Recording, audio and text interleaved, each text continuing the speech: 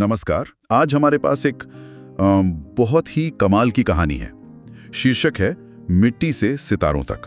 मिट्टी से सितारों तक सुनने में ये बहुत प्रेरक लगता है। हाँ, ये कहानी राहुल नाम के एक लड़के की है। एक छोटे से गांव से निकलकर वो वैज्ञानिक बनने का सपना देखता है। लेकिन ये सिर्फ एक और प्रेरणादायक कहानी नहीं है ना? बिल्कुल नहीं। हम इसे सिर्फ सुनेंगे नहीं, हम इसकी परतों को खोलने वाले हैं।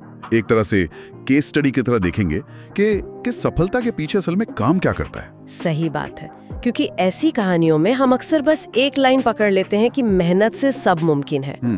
लेकिन वो मेहनत असल में दिखती कैसी है? वो क्या चीज है जो एक इंसान को टूटने नहीं देती जब हालात उसे हर तरह से तोड़ने की कोशिश कर रहे हों? चलिए इसी सवाल से शुरू करते हैं। तो कहानी हमें ले चलती है भारत के एक बहुत ही छोटे गुमनाम से गांव में।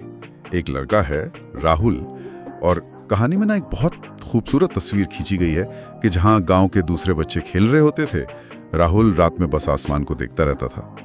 तारों में खोया रहता था। वैज्ञानिक बनना था उसे। हाँ। पर उसके इस सपने और हकीकत के बीच एक बहुत बहुत बड़ी खाई थी। और यहीं पर कहानी का पहला टकराव आता है, जो गरीबी से भी पहले था। हाँ बिल्कुल।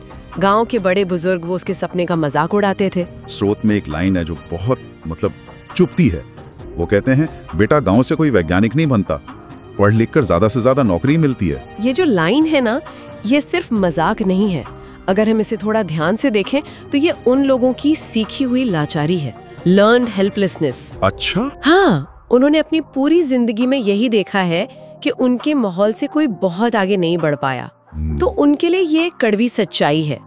राहुल की पहली लड़ाई गरीबी से नहीं बल्कि इस मानसिकता से थी। ये एक बहुत ही दिलचस्प एंगल है। वो उसे हतोत्साहित नहीं कर रहे थे, नहीं, बल्कि अपनी समझ के हिसाब से उसे हकीकत बता रहे थे। बिल्कुल। और इसी हकीकत के बीच उसकी दूसरी और शायद ज्यादा बड़ी चुनौती थी, उसकी आर्थिक स्थिति। कहानी में साफ साफ बताया गया है कि परिवार बेहद गरीब था। पिता खेतीहर मजदूर थे और माँ दूसरों के घरों में काम करती थी। तो नई किताबें खरीदना तो बहुत दूर की बात होगी। दूर की बात, घर चलाना ही अपने आप में एक रोज की जंग थी। और यही पर वो हिस्सा आता है जो मुझे सबसे ज्यादा छू गया।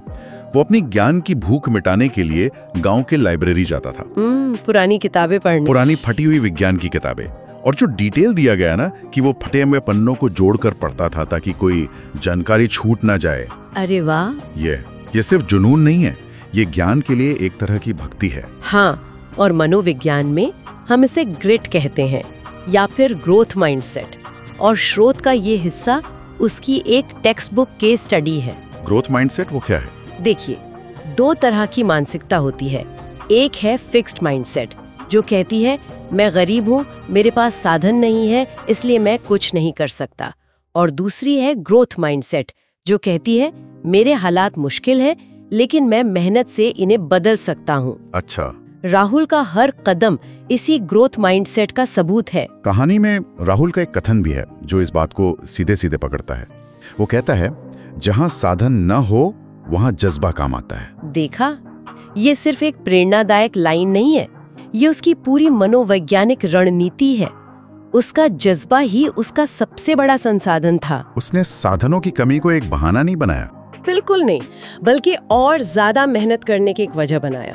हाँ। उसने मान लिया था कि उसके पास खोने के लिए कुछ नहीं है सिवाय अपने सपनों के, और वो उन्हें किसी भी कीमत पर खोना नहीं चाहता था। और यही जज्बा उसे स्कूल से आगे ले जाता है। कहानी में एक बहुत बड़ा मोड़ तब आता है जब राहुल 12वीं पास करता है। शहर की यूनिवर्सिटी वाला मोड़। हाँ, वो शहर जाता है एडमिशन के लिए, लेकिन फीस की रकम देखकर उसके होश उड़ जाते हैं। उसके परिवार की पहुंच से बहुत बाहर होगी, साल भर की कमाई से भी ज्यादा। तो जाहिर है उसके पिता ने उसे एक प्रैक्टिकल सलाह दी कि पढ़ाई छोड़कर नौकरी कर लो। हाँ, ताकि घर चलाने में मदद हो। और ये वो पल हो सकता था जहाँ ये कहानी खत्म हो जाती, एक और सपना जो टूट गया। लेकिन यहीं पर राहुल का जवाब सब कुछ बदल देता है। हाँ, वो अपने पिता से कहता है, पापा आज अगर मैं अपनी पढ़ाई छोड़ दूं तो हम हमेशा इसी गरीबी में रहेंगे। अगर मैं आगे बढ़ा तो हम सब आगे बढ़ेंगे। निजी सपने को परिवार की सामूहिक तरक्की से जोड़ दिया। बिल्कुल। अच्छा, यहाँ एक सवाल है, क्या कहानी में ये बताया गया है कि राहुल को अपने पिता पर गुस्सा आया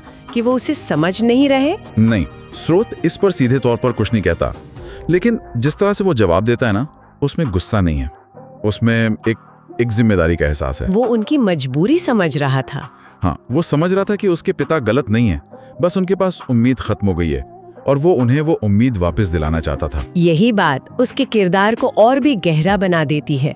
उसका सपना अब सिर्फ उसका नहीं रहा, वो उसके परिवार को गरीबी के चक्र से बाहर निकालने का मिशन बन गया था। और इस मिशन के लिए वो किसी भी हद तक जाने को तैयार था। कहानी बताती है कि उसने शहर में एक होटल में रात की शिफ्ट में काम शुरू किया, बर्तन धोने और टेबल साफ करने का। हाँ, सोचिए जरा, दिन में यूनिवर्सिटी में फिजिक्स के जटिल सिद्धांत और रात में होटल की रसोई में बर्तनों का ढेर। ये जो कंट्रास्ट है, यही उसके संकल्प की असली परीक्षा थी। और इसी संघर्ष के बीच उसे एक उम्मीद की किरण मिलती है। कॉलेज में एक प्रोफेसर वो उसकी लगन और उसके सवालों को देखते हैं और समझ जाते हैं कि ये लड़का आम नहीं है। हाँ, और वो उसे अपनी लैब में एक छोटे मोटे असिस्टेंट का काम दे देते हैं। पैसे शायद ज्यादा नहीं मिलते होंगे। नहीं, बहुत कम थे, लेकिन राहुल के लिए वो किसी खजाने से कम नहीं था। पहली बार उसे सिर्फ किताबों में पढ़े सिद्धांतों को असल में प्रयोग करने का मौका मिल रहा था। और यहीं से कहानी एक दिलचस्प मोड़ लेती है। वो सिर्फ एक असिस्टेंट बनकर नहीं रहता। सही, वो अपनी पढ़ाई और उस लैब के अनुभव को मिलाकर एक प्रोजेक्ट पर काम करना शुरू कर देता है। Solar energy conversion model. हाँ, एक सस्ता और छोटा मॉडल। और कहानी में बताया गया है कि इसकी खासियत ये थी कि ये कम रोशनी में भी बिजली बना सकता था। 1 मिनट के लिए यहाँ रुकते हैं। ये जो कम रोशनी में बिजली बनाना है ना, ये आज भी रिन्यूएबल एनर्जी रिसर्च का एक बहुत बड़ा चैलेंज है। अच्छा। हाँ, ऐसे सोलर पैनल बनाना जो बादल छाए होने पर भी कुशलता से काम करें, ये एक $multi-billion प्रॉब्लम है। अच्छा। तो ये दिखाता है कि राहुल सिर्फ मेहनत नहीं कर रहा था, वो एक बहुत ही असली और मुश्किल वैज्ञानिक समस्या को सुलझाने की कोशिश कर रहा था। ये कॉन्टेक्स्ट देने के लिए शुक्रिया। इससे उसके काम का महत्व और भी बढ़ जाता है। तो वो अपना ये मॉडल लेकर जाता है जिला विज्ञान मेले में। वहाँ का सीन भी बड़ा दिलचस्प बताया गया है। हाँ, एक तरफ महंगे प्राइवेट स्कूलों के स्टूडेंट्स, शानदार प्रेजेंटेशन, महंगे उपकरण, और दूसरी तरफ राहुल अपने हाथ से बनाए हुए साधारण से मॉडल के साथ। उसे तो बहुत अजीब लग रहा होगा वहाँ। लेखक बताता है कि वो बहुत घबराया हुआ था।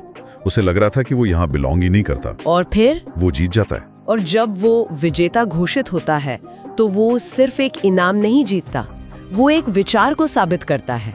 वो ये साबित करता है कि इनोवेशन के लिए बड़ी बड़ी लैब से ज्यादा जरूरी एक ओरिजिनल आइडिया होता है, और उसे हकीकत में बदलने का जुनून। बिल्कुल। ये जीत उस धारणा पर एक करारी चोट थी कि बड़ी खोजें सिर्फ बड़े शहरों और बड़ी संस्थाओं में ही हो सकती है। इस जीत के बाद उसकी जिंदगी बदल जाती है। अखबारों में उसका नाम छपता है, उसे राष्ट्रीय स्तर की प्रतियोगिता के लिए दिल्ली बुलाया जाता है। और यही कहानी का वो मजेदार सामाजिक पहलू सामने आता है। हाँ, गांव के वही लोग जो कहते थे तू नहीं कर पाएगा, आप कहते हैं हमारा राहुल तो कमाल कर गया, अचानक वो पूरे गांव का हीरो बन जाता है। स्रोत इसे एक सामाजिक सच्चाई की तरह पेश करता है। ये सिर्फ सफलता की पूजा नहीं है, ये उस सीखी हुई लाचारी के टूटने का भी संकेत है जिसके बारे में हमने शुरू में बात की थी। मतलब जब उनमें से ही एक लड़का कुछ ऐसा कर देता है जिससे वो नामुमकिन मानते थे, तो उनकी अपनी सोच का दायरा भी बड़ा हो जाता है। सही बात है। राहुल की सफलता सिर्फ उसकी नहीं थी, वो उस पूरे गांव के लिए एक उम्मीद की किरण थे। और हालात बदलते भी हैं। दिल्ली में राष्ट्रीय प्रतियोगिता जीतने के बाद उसे आगे की पढ़ाई के लिए स्कॉलरशिप मिल जाती है और उसके परिवार को गरीबी से छुटकारा मिलता है। हाँ, जिस सपने को उसने अपने परिवार की तरक्की से जोड़ा था वो अब सच हो रहा था। ये बहुत महत्वपूर्ण पड़ाव है।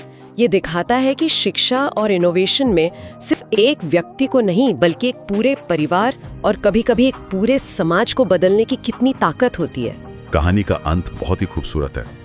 कुछ सालों बाद राहुल एक जाना माना वैज्ञानिक बन जाता है, लेकिन वो अपनी जड़ों को नहीं भूलता। नहीं, वो अपने गांव लौटता है, उसी स्कूल में जाता है जहां वो कभी पढ़ता था, और वहां के बच्चों से बात करता है। और उसका अंतिम संदेश जो वो बच्चों को देता है वो पूरी कहानी का सार है। वो कहता है, सपने वही पूरे होते हैं जो टूटने से इनकार करते हैं। तो अगर हम इस पूरी कहानी से कुछ जरूरी सबक निकालना चाहें तो स्रोत हमें 3 बातें साफ साफ बताता है। पहली, कि परिस्थितियां आपकी शुरुआत तो तय कर सकती हैं, लेकिन आपकी मंजिल आपका संकल्प तय करता है। दूसरी, मेहनत और लगन यानी ग्रिट संसाधनों की कमी को पूरा कर सकती है। और तीसरी, जो समाज आज आप पर शक करता है वही आपकी सफलता के बाद सबसे जोर से तालियां भी बजाता है। तो कुल मिलाकर ये कहानी सिर्फ राहुल की नहीं है, ये उस मानवीय जज्बे की कहानी है जो किसी भी सीमा, किसी भी बाधा को नहीं मानता। ये दिखाती है कि सपनों की उड़ान के लिए पंख बाहर से नहीं, अंदर से आते हैं। ये मिट्टी से सितारों तक पहुंचने का एक असाधारण ब्लूप्रिंट है। और ये कहानी हम सब सुनने वालों के लिए एक गहरा सवाल छोड़ जाती है। कहानी का अंत होता है राहुल के बच्चों को प्रेरित करने से, लेकिन असली सवाल ये है कि जब राहुल संघर्ष कर रहा था, जब कोई उस पर यकीन नहीं करता था, तब उसे किसने प्रेरित किया? किसी ने नहीं। सही, उसने खुद को प्रेरित किया। तो ये कहानी हमें सोचने पर मजबूर करती है कि हमारे आसपास भी कई राहुल हो सकते हैं, जिनके सपनों को बस थोड़े से भरोसे और सही मार्गदर्शन की जरूरत है। क्या हम वो प्रोफेसर या वो एक मौका बन सकते हैं जो किसी के जज्बे को उसकी मंजिल तक पहुंचा दे?